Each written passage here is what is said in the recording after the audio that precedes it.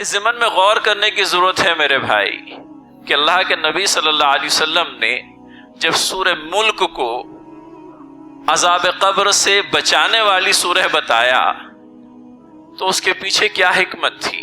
عذاب قبر سے مامون و محفوظ رکھنے والی سورہ ہے، اس بنا پر کہ اپنی قبر میں جانے سے پہلے اپنے اعمال کا جائزہ لینے کی بات کہتی ہے سورہ الملک۔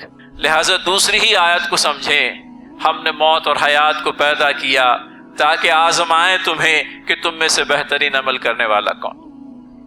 عذاب قبر میں مبتلا ہونے سے بچانے والی سورہ الملک، اور سورہ الملک ہم کو یہ درس دے رہی ہے کہ تمہاری زندگی کے اندر میں جو عمل تمہیں کرنا ہے وہ صرف بہتر نہیں بلکہ احسن و عملہ، بہترین عمل۔ الحمدللہ رب العالمین والصلاة والسلام علی رسولہ الامین وآلہ وصحبہ اجمعین، فاعوذ باللہ من الشیطان الرجیم، بسم اللہ الرحمن الرحیم، تبارک الذی بیدہ الملک وہو علی کل شیء قدیر، الذی خلق الموت والحیاۃ لیبلوکم ایکم احسن عملا، صدق اللہ العظیم۔ رب اشرح لی صدری ویسر لی امری واحلل عقدۃ من لسانی یفقہوا قولی، آمین یا رب العالمین۔ محترم بھائیوں، بزرگوں اور دوستوں، عزت ماؤں اور بہنوں، عزیز بیٹیوں، السلام علیکم ورحمۃ اللہ وبرکاتہ۔ یوم جمعہ اور یوم جمعہ کا یہ بیان جمعہ کہہ لیجئے، خطبہ جمعہ کہہ لیں،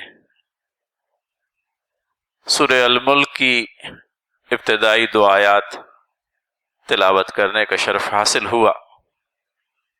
سورہ ملک ہمارے ہاں بڑی معروف سورہ ہے اس معنی میں کہ قرآن کریم کے جن حصوں کی تلاوت ہمارے ہاں کثرت کے ساتھ ہوتی ہے ان میں سے ایک مقام سورہ الملک کا بھی ہے، اور سورہ ملک کے تعلق سے وہ مشہور عام حدیث جس کی روشنی میں یہ سمجھا جاتا ہے کہ عذاب قبر سے بچانے والی سورہ الملک ہے، اور ہمارے یہاں پر چند ایک مساجد کے اندر میں باقاعدہ یہ ترتیب پائی جاتی ہے کہ نماز عشاء کی ادائیگی کے بعد میں سورہ ملک کی تلاوت امام محترم کرتے ہیں۔ مقتدیان میں سے جن لوگوں کو یاد ہے وہ ساتھ میں پڑھ بھی لیتے ہیں، وگرنہ سننے کا عمل بہرحال رہتا ہے۔ فضائل کے اعتبار سے قرآن کریم کا پڑھنا اپنے آپ میں بہرحال ایک مستحسن اقدام ہے، اور اس بات سے کوئی مفر نہیں۔ سنت سے ثابت شدہ صورتوں کے جو فضائل ہیں ان کے پیش نظر قرآن کریم کی سورہ کی تلاوت کی جائے، یہ بہرحال اپنے آپ میں ایک مستحسن عمل ہے۔ البتہ اس میں یہ اضافہ ضروری معلوم پڑتا ہے کہ اللہ تعالیٰ کی کتاب جہاں کتاب ثواب ہے، ثواب حاصل کرنے کا ایک معتبر ذریعہ ہے، وہیں پر اللہ تعالیٰ کی کتاب کتاب ہدایت بھی ہے۔ معنی اور مفہوم کے اعتبار سے سمجھنے کی کوشش ہمارا یوں کہہ لیجئے کہ معمول ہونا چاہیے۔ ہر وقت کوئی ضروری نہیں کہ معنی اور مفہوم پر ہی غور کیا جائے۔ کتاب کا پڑھنا بھی اپنے آپ میں بہرحال بعثت نبوی صلی اللہ علیہ وسلم کے جو مقاصد بیان ہوئے ان میں سے ایک مقصد یتلو علیہ آیاتی، ان پر اللہ تعالیٰ کی کتاب کی تلاوت کرتا تھا۔ تو کتاب اللہ کو پڑھ کر سنانا، کتاب اللہ کو پڑھنا اور پڑھ کر کے سنانا، یہ بھی اللہ کے نبی صلی اللہ علیہ وسلم کے مقاصد بعثت میں سے بتایا گیا۔ اب یہ ضرور ہے کہ جن لوگوں کے سامنے آپ کتاب اللہ پڑھتے تھے وہ اہل زبان تھے، عربی ان کی روزمرہ کی زبان تھی، لہٰذا ان کے سامنے عربی قرآن کو پڑھ دینا بھی ان کے سمجھنے کے لیے، کم از کم سمجھنے کے لیے کافی ہو جاتا تھا۔ ہمارا معاملہ کسی قدر مختلف ہے، لیکن اس بات سے بھی کوئی انکار نہیں اور نہیں ہو سکتا ہے کہ کتاب اللہ کے اپنے جو الفاظ ہیں، معنی اور مطالب ایک آگے کا درجہ سمجھ لیجئے، لیکن محض پڑھنا بھی اپنے آپ میں دلوں کی طمانینت کا باعث بنتا ہے۔ اللہ تعالیٰ اپنے کتاب مقدسہ میں فرماتے ہیں اللہ بذکر اللہ تطمئن القلوب، اللہ تعالیٰ کا ذکر جو ہے اطمینان قلب کا باعث ہے۔ تو ذکر اللہ بہرحال اپنے آپ میں ایک بہترین عبادت بھی، اور ذکر اللہ اپنے آپ میں اطمینان قلب کا باعث و ذریعہ بھی۔ لہٰذا کتاب کو لوگوں کے اندر میں پڑھنے کا یہ بھی ایک رویہ اور مزاج رہا ہے کہ اللہ تعالیٰ کی کتاب کو دلی اطمینان کے لیے، قلبی اطمینان کے لیے پڑھا جائے۔ تو یہ تمام تر جو فضائل بیان ہوتے ہیں کتاب کے، اور یہ جو مختلف مقاصد ہیں جن کی تکمیل کے لیے کتاب اللہ پڑھی جاتی ہے، ان میں سے ہر ایک مقصد اپنی جگہ پر ایک مستحسن مقصد ہے، اچھا مقصد ہے۔ اب اس بنیادی گفتگو سے آگے بڑھ کر کے کتاب اللہ چونکہ غور و تدبر کی دعوت دیتی ہے، اور غور و تدبر کوئی ضروری نہیں کہ بہت علماء اور فضلاء کا ہی کام سمجھا جائے، اللہ تعالیٰ نے ہر ایک کو ذہنی استعداد کم زیادہ بخشی ہے، اور ہدایت کے طالبوں کے لیے اللہ تعالیٰ کی کتاب اپنے آپ میں ہدایت فراہم کرنے کا ایک ٹھاٹھے مارتا ہوا سمندر ہے۔ ہماری کوشش ہو، بالعموم ہوتا یہ ہے، آپ دیکھیے کہ کسی چیز کو ہماری سمجھ سے پرے قرار دے کر کے ہمیں اس کے قریب بھی پھٹکنے نہیں دیا جاتا۔ یہ جو مزاج ایک وقت تک امت کے اندر میں بن گیا، اب الحمدللہ اس مزاج کے ختم ہونے کا یوں کہہ لیجئے کہ سلسلہ شروع ہو چکا ہے۔ افراد جو ہیں اپنے استعداد کے مطابق، اپنی صلاحیت کے مطابق کتاب اللہ کو نہ صرف پڑھ رہے ہیں بلکہ سمجھنے کی کوشش بھی کر رہے ہیں، اور پڑھنا اور سمجھنا، پڑھنے کے ساتھ میں سمجھنا کتاب اللہ سے ہدایت حاصل کرنے کے لیے نہایت ہی ضروری ہے۔ اور یہ چیز ایسی ہے جس کو بہت زیادہ سمجھانے کی ضرورت نہیں ہے۔ ہماری آپسی گفتگو جس زبان میں ہوتی ہے اس زبان میں کیوں ہوتی ہے؟ ہم ایک دوسرے سے ایک ایسی زبان میں کیوں کلام نہیں کرتے جو ہمارے پلے نہیں پڑتی؟ منشا یہ ہے کہ ہماری بات کو سننے والا سمجھے، لہٰذا ہم اس سے جب کلام کرتے ہیں تو ایک ایسے زبان میں کلام کرتے ہیں جو اس کی سمجھ میں آتی ہے، اور ہم یہ چاہتے بھی ہیں کہ وہ ہماری بات کو سننے کے بعد میں ہم نے جو ہدایات دی ہیں ان پر عمل کرے۔ اب اسی چیز کو قرآن کے ضمن میں سمجھ لیجئے، اللہ تعالیٰ نے بندگان خدا کو چند ایک ہدایات اپنی کتاب کے اندر میں دی، اور اللہ تعالیٰ یہ چاہتے ہیں کہ بندگان خدا ان ہدایات پر عمل پیرا ہوں۔ آپ ہدایات پر عمل پیرا کب ہوں گے؟ جب آپ کو یہ علم ہوگا کہ آپ کو کیا ہدایات دی گئی۔ ہاں، جو لوگ عربی زبان سمجھتے ہیں ان کو ترجمے کی اور معنی کی ضرورت نہیں، لیکن جو لوگ نہیں سمجھتے ہیں، ہمارے اور آپ جیسے، ان لوگوں کو تو بہرحال ترجمے کی طرف جانا ہی ہوگا، یہ سمجھنے کے لیے کہ واقعتاً اللہ تعالیٰ کی ہدایت کیا ہے۔ تبارک الذی بیدہ الملک وہو علی کل شیء قدیر، بابرکت ہے اللہ تعالیٰ، نہایت بزرگ و برتر ہے، جس کے ہاتھ میں سلطنت کائنات ہے۔ چند ایک صورتوں کی شروعات اس طرح سے بھی ہوئی ہے، بلکہ آپ قرآن کا آخری حصہ دیکھیں 29واں اور 30واں سپارہ، تو اکثر صورتیں آپ کو ایسے مل جائے گی جہاں پر اللہ تعالیٰ کی صفات کا بیان ہے۔ لہذا ارشاد باری تعالیٰ نہایت بزرگ و برتر ہے، تبارک الذی، بابرکت ہے، بزرگ و برتر ہے، وہ جس کے ہاتھ میں کائنات کی سلطنت ہے، وہ جس کے ہاتھ میں کائنات کی سلطنت ہے، بیدہ الملک۔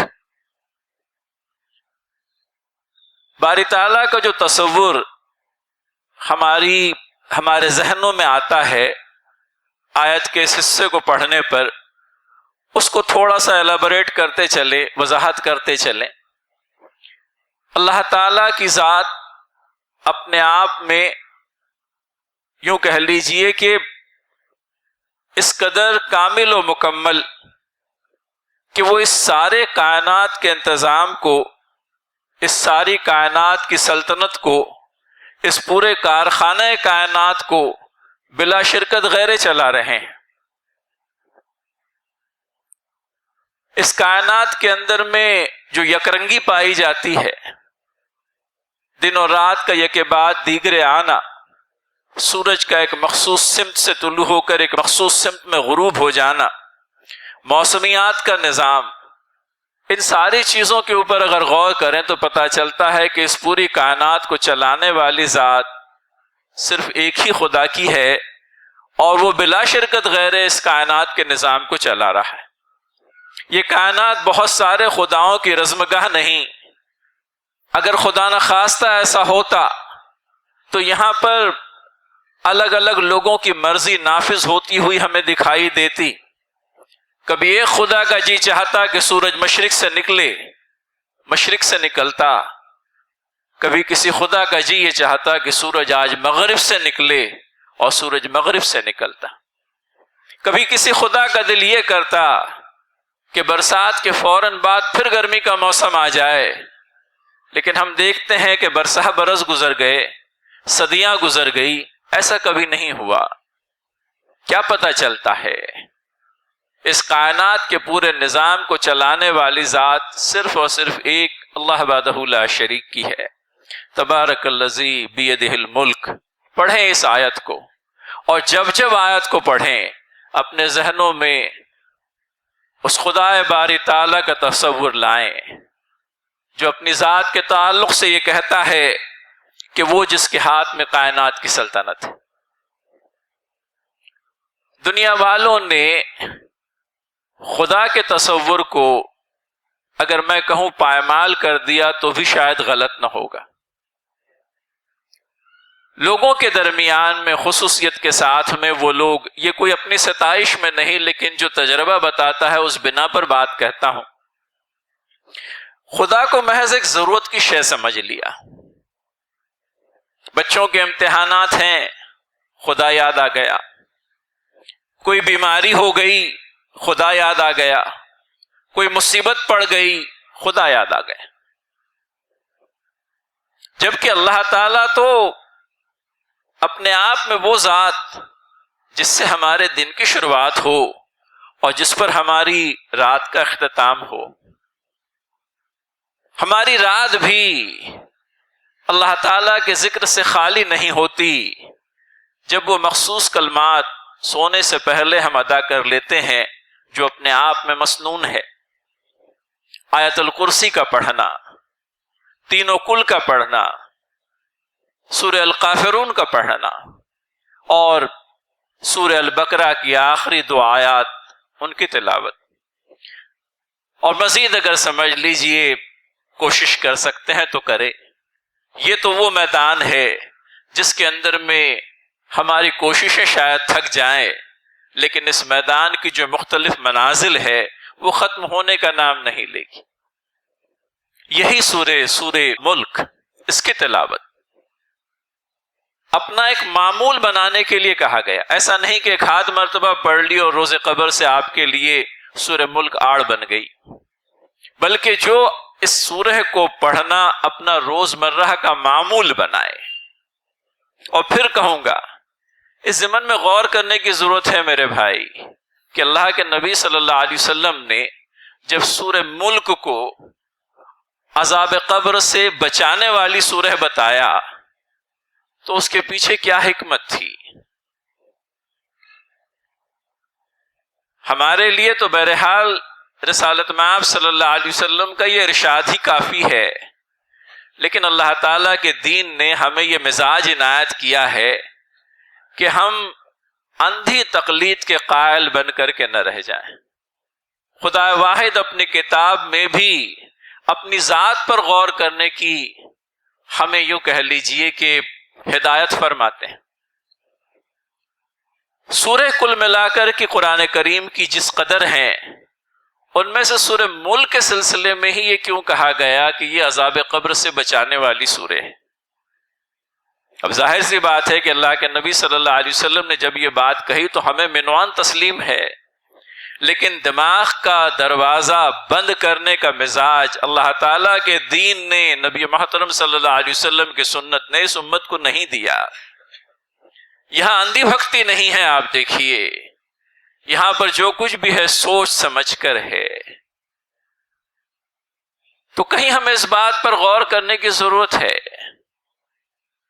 کہ آخر اس سورہ کے اندر میں ایسا کیا ہے جو ہمیں عذاب قبر سے بچانے کا باعث و ذریعہ بن جاتا ہے۔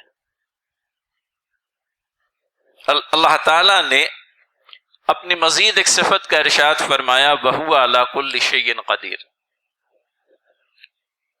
اللہ تعالیٰ وہ جو ہر چیز پر قدرت رکھتا ہے۔ اور پھر اس کے بعد میں آتی ہے وہ آیت جس کو میں سمجھتا ہوں اگر ہم سمجھ لیں تو زندگی اور موت کا فلسفہ جو ہے ہم کو اچھی طرح سے سمجھ میں آ جائے گا۔ ایک ہی آیت ہے لیکن قرآن کی جامعیت کا یہ انداز جو ہے اپنے آپ میں منفرد ہے۔ الذی خلق الموت والحیات لیبلوکم ایکم احسن عملا، وہی ہے جس نے زندگی اور موت کو بنایا تاکہ تم لوگوں کو آزما کر دیکھے تم میں سے کون بہترین عمل کرنے والا ہے۔ زندگی بھی اپنے آپ میں ایک آزمائش کا سامان اور موت بھی اپنے آپ میں ایک آزمائش کی گھڑی، اور دونوں ہی کے ذریعے سے انسان کی آزمائش کہ کون ہے جو تم میں سے بہترین عمل کرنے والا ہے۔ ایک وہ ہے جس سے ہمارے سفر کا آغاز ہوتا ہے، اور ایک وہ ہے جس پر جا کر کے ہمارا دنیاوی سفر نقطہ اختتام کو پہنچتا ہے۔ ماں کے بطن سے پیدا ہونے والا ہر ذی روح، ماں کے بطن سے زندہ سلامت پیدا ہونے والا ہر شخص، زندگی کا نقطہ آغاز، اور پھر زندگی کے اس نقطہ آغاز سے بہرحال اس آخری نقطے کو ہم پہنچ جاتے ہیں جہاں ہماری آنکھیں ہمیشہ کے لیے بند ہو جاتی ہیں۔ زندگی بھی اپنے آپ میں آزمائش اور موت بھی اپنے آپ میں آزمائش کا سبب، وہی تو ہے جس نے زندگی کو اور موت کو ایجاد کیا تاکہ تم لوگوں کو آزما کر دیکھے تم میں سے کون بہتر عمل کرنے والا ہے، بہتر عمل کرنے والا ہے۔ اور بہتری کا بھی معیار وہ جو اللہ تعالیٰ نے خود مقرر کیا ہے۔ نیک اور بد کا جو معیار ہے، اچھے اور برے کاموں کا جو پیمانہ ہے، وہ اللہ تعالیٰ کا مقرر کردہ، وگرنہ اکثریت کے پیمانوں پر اگر ہم چلیں گے تو یوں کہہ لیجئے کہ وہ ہمیں صحیح سے غلط کی طرف اور غلط سے صحیح کی طرف راغب کر دیں گے۔ دنیا اکثریت کے بنائے ہوئے اصولوں پر چلتی ہے۔ اگر اکثریت نے یہ طے کر لیا کہ شراب حلال تو شراب حلال ہو جاتی ہے۔ اگر اکثریت نے یہ طے کر لیا کہ فلاں جانور کا گوشت حرام تو وہ حرام قرار دیا جاتا ہے۔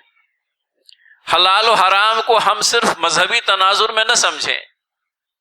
لافل اینڈ پروہیبیٹڈ ایسا ہی مطلب ہوتا ہے نا، ایک چیز جس کا کرنا جو ہے قانونی ہے، اور دوسری چیز جس کو قانون رائج کر کے کرنے سے منع کر دیا گیا ہے۔ اللہ تعالیٰ کی کتاب نے جو قانون دیا، نبی محترم صلی اللہ علیہ وسلم کی سنت سے جو اصول و ضوابط حاصل ہوئے، ان کی روشنی میں جو چیزیں حلال ہیں سو حلال، اور ان کی روشنی میں جو چیزیں، جو اعمال غلط اور حرام ہے وہ حرام۔ لہذا پیمانے کی بات جب آتی ہے تب بھی ہوش مند بننے کی ضرورت ہے۔ بہترین عمل کون سا؟ آپ کس عمل کو بہترین قرار دیں گے؟ ظاہر سی بات ہے اس کے لیے کوئی پیمانہ ہوگا، ظاہر سی بات ہے اس کے لیے کوئی ماپ دنڈ ہوگا کہ اس پر کس کر کے دیکھ لیں گے، اس کسوٹی پر کس کر کے دیکھ لیں گے کہ آیا جو عمل میں کر رہا ہوں وہ اپنے آپ میں اللہ تعالیٰ کے نزدیک بہترین ہے یا خدا نہ خواستہ بدترین ہے۔ تو اس بات کو بھی سمجھتے چلیں۔ ہم یہ نہیں کہتے کہ ملک کے قوانین جو رائج ہیں ان کی آپ خلاف ورزی کریں، لیکن آپ کے لیے معیار کیا ہونا چاہیے؟ آپ کے لیے معیار بہرحال وہ ہونا چاہیے جو از روئے قرآن اور سننا ہے۔ بہترین عمل کی جب بات آئی تو ظاہر سی بات ہے کہ اللہ تعالیٰ یہ دیکھنا چاہتے ہیں کہ بندگان خدا میں کون ہے جو قرآن اور سنت کے مطابق بہترین عمل کرنے والے ہیں. اور وہ بہترین عمل جو ہے نقطۂ آغاز پیدائش اور نقطۂ انجام یہ نقطۂ آخر موت. لہٰذا زندگی بھی اپنے آپ میں آزمائش اور موت بھی اپنے آپ میں ایک آزمائش، اور دونوں کو اللہ تعالیٰ نے اس لیے پیدا کیا تاکہ تم میں سے بہترین عمل کرنے والا کون ہے اس بات کو جانچا اور پرکھا جائے. مرضی خدا اگر ہوتی کہ تمام تر بندگان خدا اس کے علاوہ کسی اور کی پرستش نہ کریں تو ایسا کرنا اس کے لیے بہت ہی آسان تھا،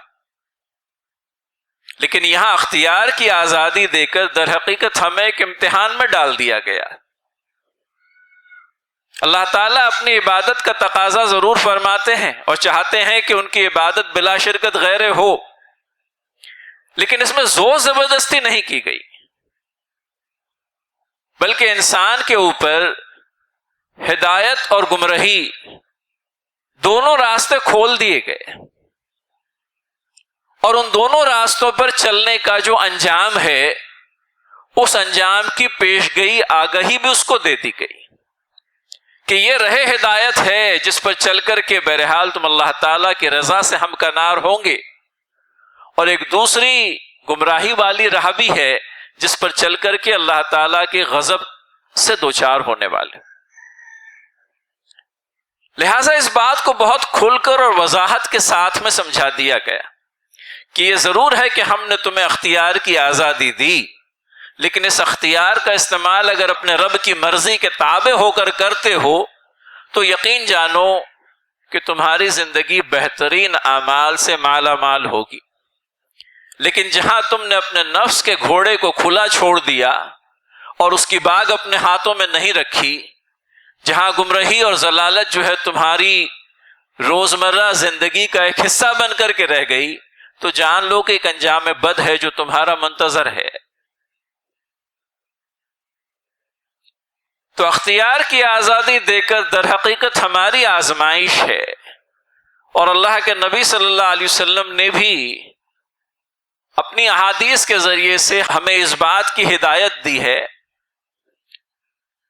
کہ نام و نسب دیگر معیار جو لوگوں نے اپنے طور پر بنا رکھے ہیں وہ انسان کی فلاح اور بہبود کے لیے، اس کے آگے بڑھ جانے کے لیے، اس کے رب کے نزدیک پسندیدہ ہونے کے لیے معیار نہیں ہو سکتے. وہ بہت ہی مشہور حدیث جس کے آخر میں وہ بات آتی ہے، جس کا عمل اسے پیچھے چھوڑ دیتا ہے اس کا نسب اس سے آگے نہیں بڑھاتا. چھوٹا سا کلمہ، لیکن اپنے آپ میں وہ تمام تر کاموں کے صحیح اور غلط ہونے کے پیمانے جو ہم نے خود بنا رکھے ہیں ان کی سرے سے نفی کر دیتا ہے. عرب والوں کو اپنے نسب پر بڑا فخر ہوتا تھا، اور ایک زمانہ وہ بھی تھا جب حسب و نسب ہی سب کچھ تھا، اور اس حسب و نسب والے معیار کو ختم کر کے اللہ کے نبی صلی اللہ علیہ وسلم نے اپنی اس کتاب کے ذریعے سے جس میں بہترین عمل کو رب کی خوشنودی کا باعث و ذریعہ بتایا گیا، یہ بات بندگان خدا کو بیان کی جس آدمی کا عمل اسے پیچھے چھوڑ دیتا ہے اس کا نسب اس سے آگے نہیں بڑھاتا. لہٰذا وہ ظاہری شان و شوکت کے تمام تر معیار، وہ خاندانی برتری کے تمام تر جھوٹے دعوے، اور یوں کہہ لیجئے کہ انسانی فلاح و بہبود کے وہ دیگر تمام تر معیارات باطل جن کو لوگوں نے از خود یوں کہہ لیجئے کہ ترتیب دے دیا، ان کی نفی کر دی گئی. تم میں سے بہترین وہ ہے جو تمہارے عمل کے اعتبار سے بہترین. لہذا ارشاد باری تعالیٰ الذی خلق الموت والحیات لیبلوکم ایکم احسن عملا، ہمارے نزدیک تمہاری آزمائش مقصود ہے کہ تم میں سے بہترین عمل کرنے والا کون ہے. اس امت کو اللہ تعالیٰ نے، ہمارے یہاں بات کہی جاتی ہے، لوگوں کی نفع رسانی کے لیے بنایا. یہ امت جو ہے لوگوں کے فائدے کے لیے، لوگوں کی فلاح کے لیے، لوگوں کی بہبود کے لیے اس امت کو برپا کیا گیا. لہٰذا ہمارا بہتر عمل نہ صرف ہمارے لیے فائدے کا باعث بنتا ہے، بلکہ ہمارا بہتر عمل دیگر بندگان خدا کے لیے بھی فائدے کا باعث بنتا ہے. اللہ تعالیٰ نے نیک اور بد کو بالکل واضح انداز میں پیش کر دی. معروف اور منکر کا جو فلسفہ ہمارے یہاں پر پایا جاتا ہے، لفظ فلسفہ مناسب نہیں ہوگا. معروف اور منکر کا اللہ تعالیٰ نے اپنی کتاب مقدسہ کے اندر میں ہمیں جو عقیدہ اور نظریہ دیا ہے، یہ اپنے آپ میں یوں کہہ لیجئے کہ بہت ہی غیر مبہم اور بالکل ہی واضح ہے. مقاصد بعثت امت مسلمہ کے اندر میں یہ یوں اس امت کو برپا کرنے کا جو بنیادی مقصد بیان ہوا، اس کی جو پہچان بیان ہوئی، اس کا جو طر امتیاز بیان ہوا، وہ یہی تھا کہ تم معروف کا حکم دیتے ہو اور منکر سے روکتے ہو اور اللہ تعالیٰ پر ایمان رکھتے ہو. تو منکرات سے روکنے کا عمل، معروفات پر خود چل کر اوروں کو چلنے کی تلقین کرنے کا عمل اللہ کے نبی صلی اللہ علیہ وسلم کے زمانے سے جاری ہے، اور یہی ہمارا مقصد بعثت ہے. لہٰذا کہیں اس آیت کو سمجھتے چلیں، اور نہ صرف اس آیت کو، سورہ الملک میں سمجھتا ہوں اگر غلطی پر نہیں ہوں تو 30 آیات پر مشتمل سورہ ہے. 2 آیت کے سلسلے میں آج چند ایک باتیں کہنے کا موقع ہوا، لیکن مشہور سورہ ہونے کی بنا پر جب ہم اس کی محض تلاوت کرنے لگیں تب کبھی غور بھی کریں. آپ اندازہ کریں، عذاب قبر سے بچانے والی سورہ قرار دیا ہے اللہ کے نبی صلی اللہ علیہ وسلم نے، تو عذاب قبر سے کیسے بچائے گی؟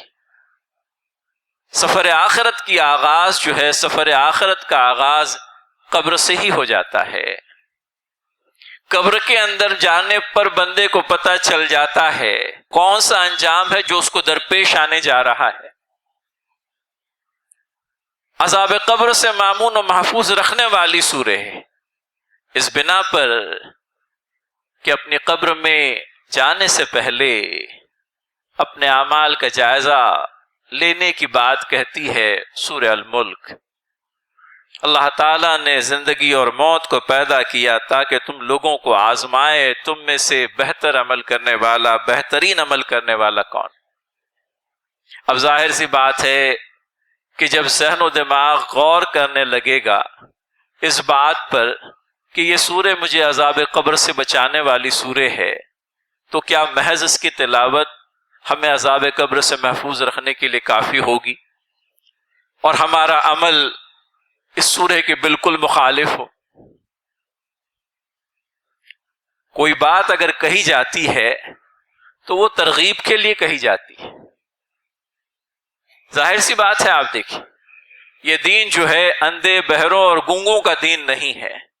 اولی الالباب، عقل مندوں کے لیے اس کے اندر میں بھرپور اپیل ہے.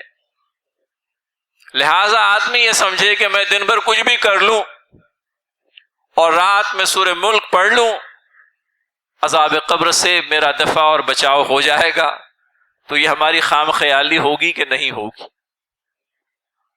ایسا تو نہیں ہو سکتا نا کہ سویرے سے لے کر شام ہو گئی، رب تعالیٰ کا نام اور رب تعالیٰ کا ذکر اور اس کی ہدایات کا کوئی خیال نہیں آیا، اور سونے سے پہلے کتاب اللہ میں سے سورہ ملک نکالی اور پڑھ لی اور یہ سمجھ لیا کہ یہ سورہ ہمارے لیے عذاب قبر سے بچاؤ کے لیے کافی ہو جائے گی. میرے بھائی، میں نے اس کے لیے کہیں تمہیداً یہ بات بھی کہی تھی کہ اندھی تقلید والا دین نہیں ہے اللہ تعالیٰ کا دین. سمجھ کر کے چلنا ہے اور رہے ہدایت کو پا لینا ہے. لہٰذا دوسری ہی آیت کو سمجھیں، ہم نے موت اور حیات کو پیدا کیا تاکہ آزمائیں تمہیں کہ تم میں سے بہترین عمل کرنے والا کون. عذاب قبر میں مبتلا ہونے سے بچانے والی سورہ الملک، اور سورہ الملک ہم کو یہ درس دے رہی ہے کہ تمہاری زندگی کے اندر میں جو عمل تمہیں کرنا ہے وہ صرف بہتر نہیں بلکہ احسن و عملہ، بہترین عمل.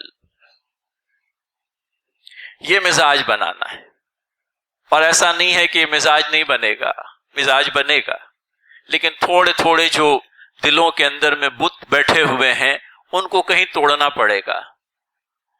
ایک تو پتھر کے بت ہوتے ہیں، اور دوسرے بہت سارے بت ہیں جو ہمارے دلوں میں ہے، جو ہم نے بنا لیے ہیں اپنے ہاتھوں سے. تو ان بتوں کو توڑنا ہوگا. سمجھنا ہوگا کہ اللہ کے نبی صلی اللہ علیہ وسلم نے اگر یہ بات کہی تو کیوں کہی. عقیدہ اپنی جگہ، ایمان اپنی جگہ، لیکن بہترین عمل کی ترغیب پانے کے لیے کتاب اللہ کو سمجھ کر کے پڑھنا احسن عمل. رب تعالیٰ سے دعا ہے، بارے تعالیٰ کہنے کے لیے بہت کچھ، اور جب بھی موقع ہوتا ہے کہنے سے نہیں چوکتے، لیکن کہنے کے ساتھ میں دفتر عمل پر جب نگاہ جاتی ہے تو وہاں بہترین عمل تو کیا، بہتر عمل بھی تھوڑے ہی دکھائی پڑتے ہیں. لہٰذا اس سورے کے حوالے سے اللہ تعالیٰ سے یہ بھی دعا کہ ہمیں بھی احسن عمل، بہترین عمل کرنے کی توفیق دے. اس سورہ کی تلاوت کو ہمارے لیے قبر کے عذاب سے بچنے کا سبب و ذریعہ بنا دے.